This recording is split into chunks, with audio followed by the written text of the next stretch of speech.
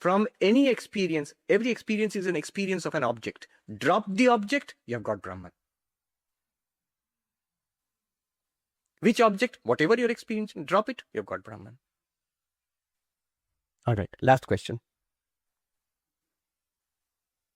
What is there a real point of becoming enlightened other than just no new lives? What do you do? All right, that's a good question. The question is there a real point in becoming enlightened other than, of course, not being born and not dying, not going through the cycle of birth and death? But even, the cycle of birth and death, that's also a bit theological. It's only when you believe in the entire theology of the Hindus or Buddhists or Jains, the Indic religions, they speak about many lives. And that's also so distant. Past lives, maybe. I don't have any direct memory. Future lives, who knows? They say the past, somebody said, the past is a cancelled check. Future is a promissory note. The present is all that you have. So how does it help me now? That's the question. How does enlightenment help me now? The real purpose of all of this, let us not forget, what is the real purpose of Vedanta? The real purpose of Vedanta in Sanskrit, let me put it, Atyantika dukkha nivritti paramananda praptischa. Complete transcendence of all sorrow and suffering, and attainment of pure bliss. That is the goal, no less. In fact, all that we are trying to achieve in life, whether in secular life or in religious life or in spirituality, whatever, we're trying to avoid sorrow and get happiness. And they say the only real way of doing this is through enlightenment. You totally, completely transcend suffering. I'm using the words very carefully, transcend. Not actually, it's not that it's a painkiller. If you get enlightenment, your pains will go away. Or it is a cure for poverty. If you get enlightenment, you will become rich. No. But you transcend all that. They cease to affect you at all. And you discover the source of pure bliss, eternal happiness, which is within ourselves, which is the self, which we realize ourselves to be. So that is the purpose. The highest goal of human life is achieved through this. There is a saying, there is a beautiful verse in the Panchadashi. Oh, there are so many questions coming. A beautiful verse in Panchadashi which says that why is an enlightened person so happy? Why are they so joyous, the mystics of the world? They are joyous because they have done what is to be done in human life.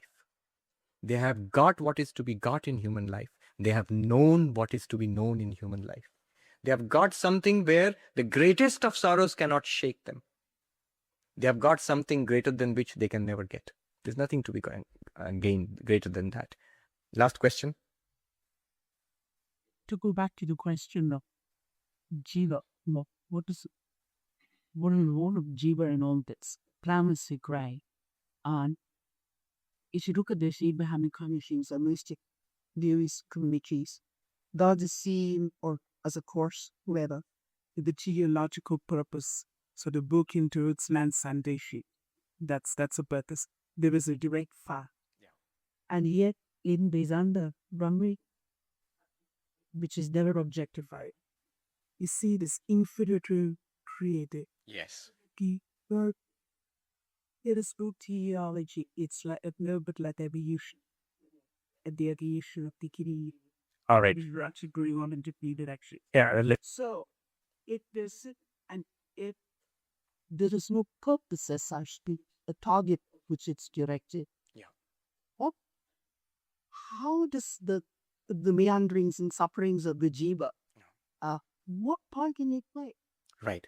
So let me answer this briefly in 2 sentences. One is, what is the purpose of all of this? The purpose of all of this is, in Swami Vivekananda's words, the goal is to manifest the divinity within ourselves, to recognize our spiritual reality. To come to this realization is the goal of this game of life.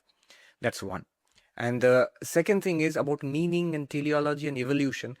In the materialist, reductionist approach, the whole universe is devoid of meaning. Even the best of them, I was recently reading a book called The Big Picture by Sean Carroll, who is a physicist in Caltech.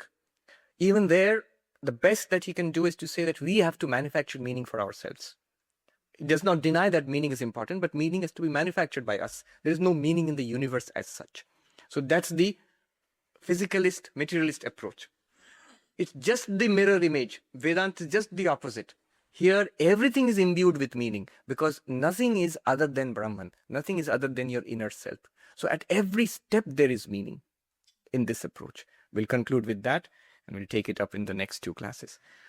Om Shanti Shanti Shanti Hari Om Tat Sat Shri Ram Krishna Arpanam Astu.